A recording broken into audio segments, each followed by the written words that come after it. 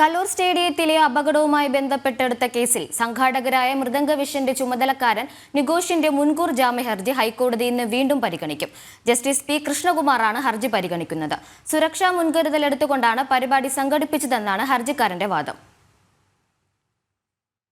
കലൂർ സ്റ്റേഡിയത്തിലെ നൃത്തപരിപാടിയുടെ സംഘാടകർക്കും സ്റ്റേജ് ക്രമീകരിച്ച event management കമ്പനിക്കുമെതിരെയാണ് Palarivattom police കഴിഞ്ഞ ദിവസം കേസ് രജിസ്റ്റർ ചെയ്തത്. കേസിൽ മുൻകൂർ ജാമ്യം ആവശ്യപ്പെട്ടാണ് പരിപാടിയുടെ സംഘാടകരായ മൃദംഗവിഷന്റെ ചുമതലക്കാരനായ എം നിഗോഷ് കുമാറിന്റെ ഹർജി.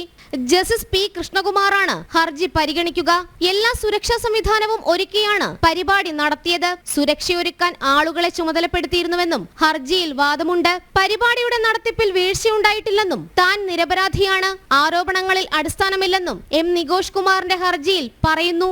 BNS 125, 125B, 35 വകുപ്പുകളും കേരള പോലീസ് ആക്ട് പ്രകാരവുമാണ് കേസ്. താൽക്കാലിക സ്റ്റേജ് ഒരുക്കിയതിൽ സുരക്ഷാ വീഴ്ച ഉണ്ടായി എന്നാണ് കണ്ടെത്തൽ. അഗ്നിരക്ഷാസേനയുടെ NOC ഇല്ലാതെയുമാണ് പരിപാടി സംഘടിപ്പിച്ചത്. ജനം, കൊച്ചി.